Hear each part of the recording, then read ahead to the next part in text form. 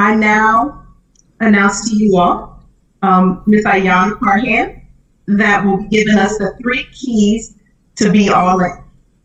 Ayana, I'm about to make you presenter. Thank you. Can everyone see what the slides are? Yes, I can see it. All right, perfect. And you can just do the emojis for the participants. So that would be the thumbs up if you can see.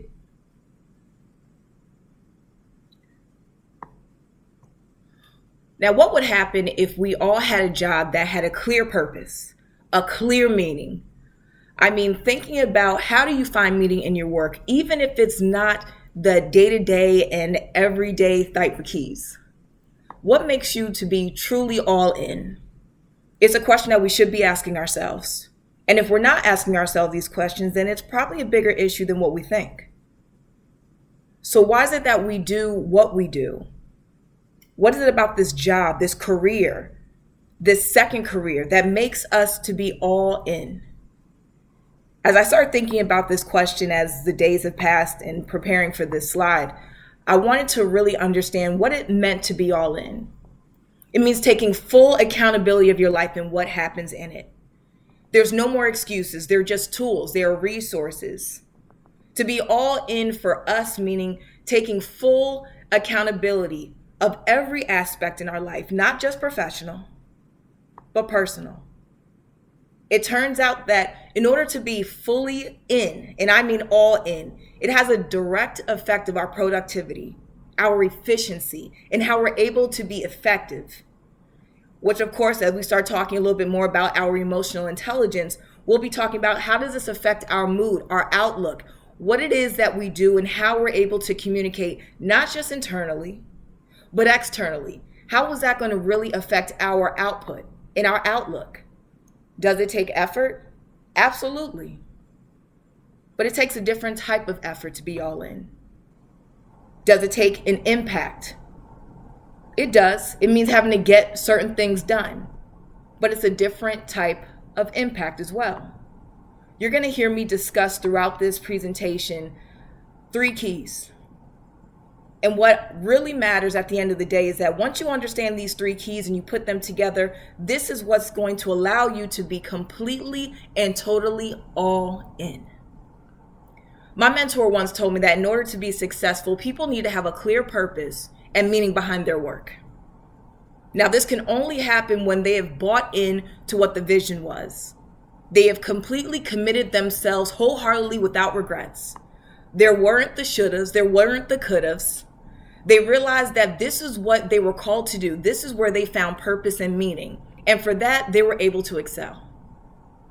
I understand that in a world of technology, silos are one of the hardest things that we end up having to come through and come by.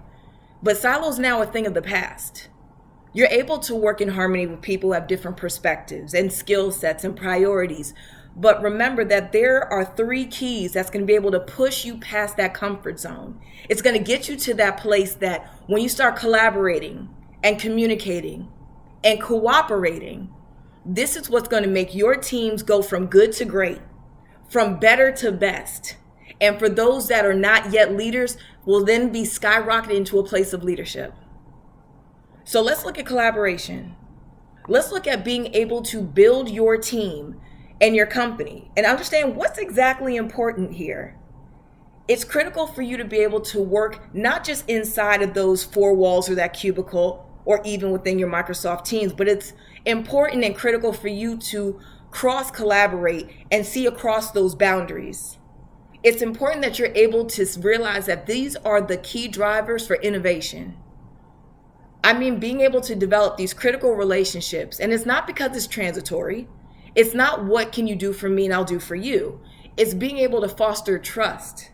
It's being able to be open and honest and realize that outside of this department and other departments, there is a willingness. There is an opportunity where creativity, collaboration, and innovation can breathe into a new form of culture within this company. This will help not just you, but your team to succeed. I realized over the years as I started to really study people that people who work together recognize that it's not just the contribution of this one particular group, but it also reinforces this cooperative culture. When I think of the Googles, the Amazons, I start really looking at how are their organization based off of just people. It's because they are simply bought in. They were all in because they understood the company's values. They understood that their small key piece was a major player in the huge scheme of things. Not only were they appreciated for their effort, but they were able to be honest about how they wanted to make an impact. Another mentor once told me that people find meaning when they see a very clear connection between what they do and how it values them at home. So when I look at collaboration and I think of just what it is and what it takes to be completely and fully all in, I think about having that clear communication, understanding one's ideas, but also how it fits into the bigger picture. How often do you see managers and leaders really explain from a perspective of this entity, this department, this unit, this division plays into this type of community?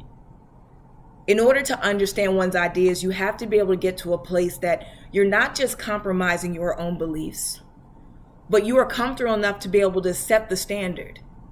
You're able to see past certain agendas.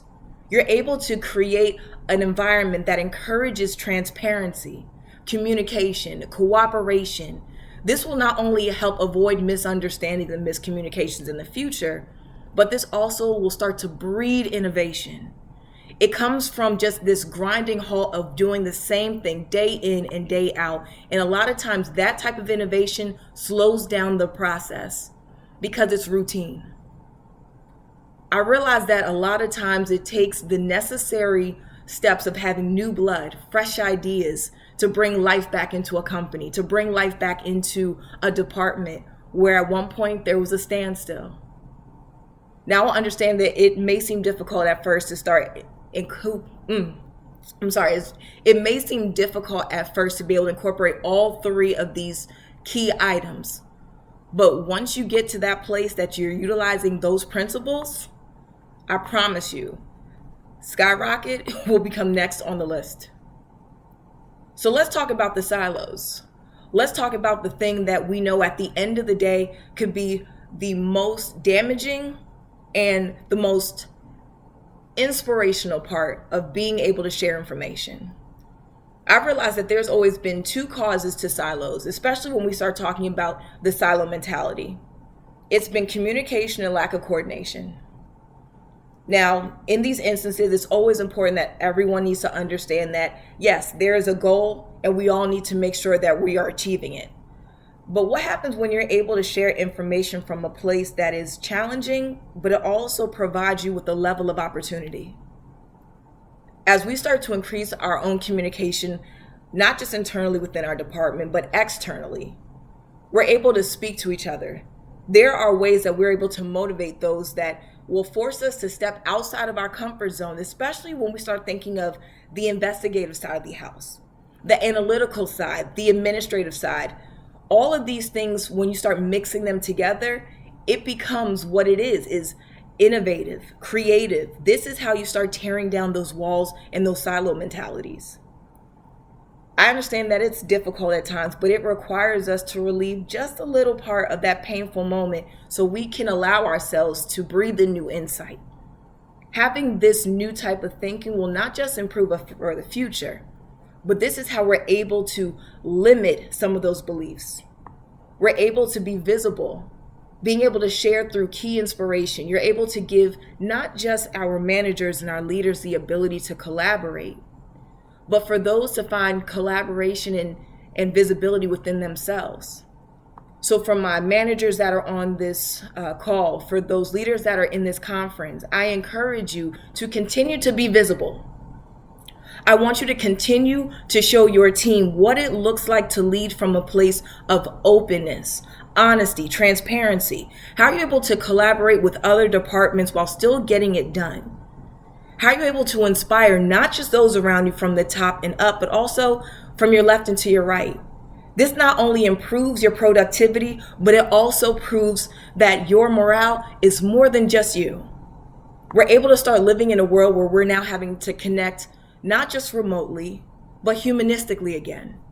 We need to get back to the place that we're realizing that there is such a drawback of having to do things through a computer screen, that we're no longer having to solve problems and wait on emails and phone calls, but we're able to start reaching back out to those relationships that we cultivated from the beginning. I want us to get back to a place that we are creating a creative culture where employees can collaborate, where they can innovate, where it's not just the essentials that we need for a company as we're starting to work through this pandemic, but also in today's economy. How are you able to bring this type of environment and break through the mentality of silos itself? It starts from the top. As you start to involve this top-down involvement, you as my leaders, you're able to be transparent about the ideas that everyone needs to feel. You're able to empower them enough that you're willing to take those risks instead of being afraid and embarrassed if you make a mistake along the way. That is how you're breaking down the silos. You're getting to a place where it's not just about you. It's about understanding that we are a team. We are a group. So what I start thinking about the silos that are now flattened, we're now looking at the proximity. How close is really close? The phrase proximity breeds understanding is one of the truest and most inspirational things I've ever heard growing up. When people are so close to a problem, they can't honestly offer sound solutions, assistance, without actually understanding what the person needs, what the problem is, and what you need to do in order to start moving in the right direction. But when we're working from a distance, whether it's by choice or by circumstance, it becomes harder for us to not only recognize our needs, but also how we can clearly communicate effectively about what it is to process and proceed further. So for my leaders, we were talking about having those 3 keys. In order to do that, it all falls under the hub of being emotionally intelligent, being deliberate, being intentional about how you want to set foot into your job day in and day out. Being able to have a strong sense of your emotional intelligence means deliberately being attuned. It means that you are not just all in for the company, but you're all in for your people. One of the most fascinating things that I've learned over the years is that empathy falls under one of the 15 competencies, right? And this affects not just your relationships in corporate America, but it also affects your relationships in your private life, your personal life. So when you take time to be personally accountable, you're creating attributes like having this positive emotions that you're able to just breed and bleed through for your people, your coworkers, your colleagues. You're having more meaningful engagements. You're understanding. You're getting back to a place where relationships aren't just dependent on what you can and what you will do for me, but relationships are now more importantly about how you're building yourself. The idea that we should only invest in people who look like us, sound like us, do things that are very much like us has become preposterous. We start thinking of diversity and inclusion and not from the standpoint of just bringing in different people and places and things, but being open-minded, being able to create a space for new ideas. Because if there was ever a time, it would be a time of this. Understanding that for us to progress, we have to get into a place that we are comfortable. Because what progress is it if we're only similar to the next person and the next person after that? When it comes to inclusion, that means getting outside of our comfort zones, taking risks, reaching out to others who are different than us. Then and only then can the proximity breed understanding. So for better or worse, what happens next? We all have different motivators. Some people get a great deal of satisfaction from what they do. And in order to do that and understand that, you have to be all in. For every team member that is hearing me in this conference, being unique, having just a different mindset, a thought process, I want you to understand what is your motivation to change. What will push you past the level of comfort? What's going to get you to a place that you are able to really truly believe that you are doing something greater than yourself? I learned within the last 5 years that appreciation is one of the most powerful relationship builders that anyone can ever have. Sometimes it might seem difficult to understand the challenges, especially with other departments. I understand the frustrations, and I get that a lot of times it could lead to those negative feelings. But I want you to keep in mind that for each department has a different goal. You can also appreciate the role that your colleagues play. It also helps that you won't be able to jump to conclusion as quickly. So when I think about the individuals, what does it truly mean to start strengthening our weaknesses? What does it mean to be completely all in without a shadow of a doubt? I realize that for us, we have a responsibility to foster this type of environment day in and day out. We don't just want to work in a place that is important just through our action, but it involves us to be more than just ourselves. I've realized that in recent years, technology has become the bane of our existence. There's no more face-to-face meetings. There's no more physical proximity anymore. We're having to really step out of our comfort zone to start building relationships again. And for that, I ask you, for my allies, for my sponsors, for my advocates, in order for you to create this type of inclusive behavior, this inclusive culture within Blue Cross Blue Shield, what do you need to do? What will take you from good to great? What's going to move you from being just in to all in? In order for us to thrive, we need to be able to get to a place that we're understanding what we need as a community. What's going to be the cost? What will pay off in the long run? Some people were, of course, born to lead. Some people also find it hard to commit to once they get into this position. But the one thing that I've realized over the years that a lot of us are scared to move into this all-in facet because we're scared of the failure. We're scared that we're getting to a place that for such a reward, there's going to be a challenge. There's going to be pressure. And the most important thing that you can ever do in this life is get to a place not just to surpass the struggle, but the question should always remain, what lengths do I need to go to get to that reward? How much are you willing to sacrifice for something that's greater than yourself? Once you have gotten into this all-in mindset, I promise you that the notion and the path towards success is without fail. It won't take long because you now understand that there is a cost, that there is finally a place where you can just be you. So the pandemic has really brought up a lot of things for a lot of us. It has increased pressure. It has increased the level of anxiousness and anxiety and stress.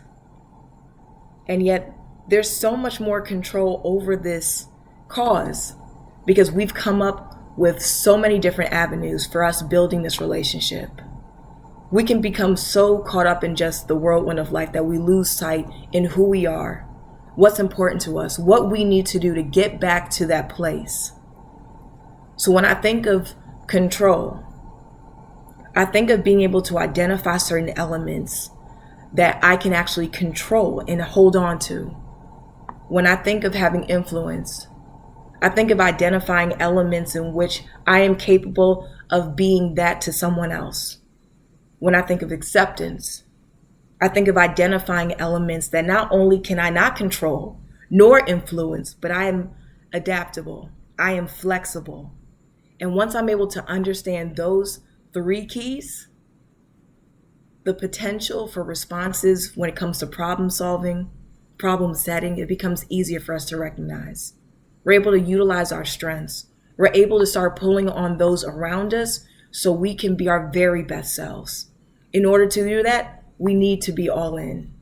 I need us to get to a place that we're understanding what will motivate us. Where do we need to break things down?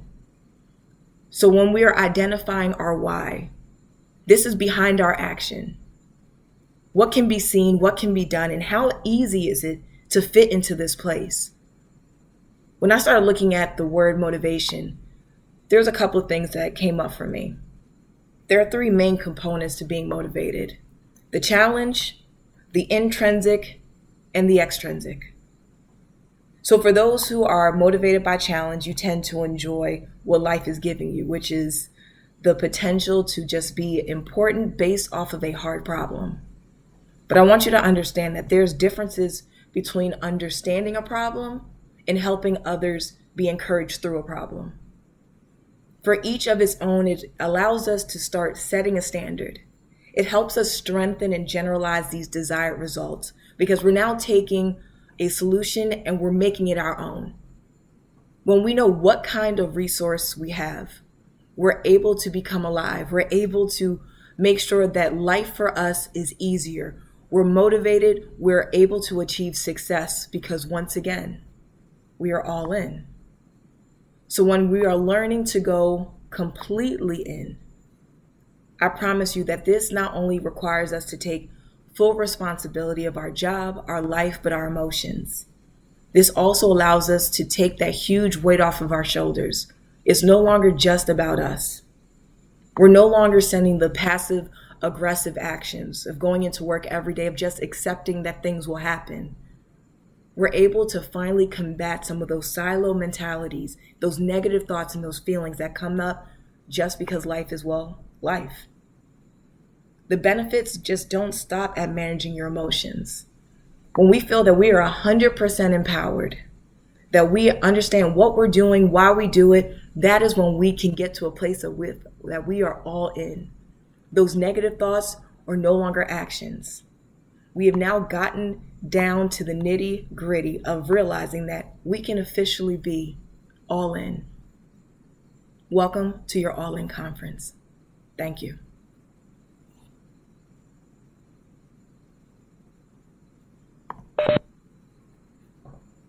All righty. Thank you so much for that, Ayana. I greatly appreciate that. That is an extremely informative presentation, and it leads me right into the start of the conference itself. So I don't know if you all can see, but all of you all should have received like a pop-up message that essentially will allow you all to be able to come on camera. Just for the essence of time, I won't again go through all of them, but now I can see the faces popping in, so that is awesome. Thank you all so much for all of those that received the invitation and are now on camera. So thank you all for that. As well as, again, anyone that's on a phone or anything, any device like that, they will not be able to obviously be connected to the video itself. So just kind of keep that in mind. Let me start my own video. Again, so sorry for that. All righty, thank you again. It's so awesome to see you all's faces. Thank you, IT. I appreciate you. All righty. Okay, so I'll give everybody just a second while I am pulling up the actual presentation. Ayana will be staying with us for the duration of today. So if there are any questions that you all have for her, please feel free to put that in the chat. As I said, you do have the option to, again, share with everyone, or again, if you want to chat with her privately, feel free to do that as well. So with that being said, let me go ahead and I'm going to take back presenter mode on my side, and we will get started. And I hope you all learned so much. That was, like I said, an incredible presentation. So let me start sharing here. Awesome. Okay, again, welcome. Here is, again, I'm a little bit behind on some of these. We've already gone through some of these. So if continue, I know some people may not have joined exactly at 1 o'clock. So please, this is probably one of our first opportunities in a very long time of getting together and being able to see faces and names and that kind of thing. So please continue to put your name, your plan, and years in the SIU in the chat. It will allow us to kind of connect, even though obviously we're not physically in physically, one physical location, but it will allow us to at least connect. And we already went over all the rules of engagement, so I won't bother you all with all of that. There will be several breaks as well. So, definitely we will have those at the end of the second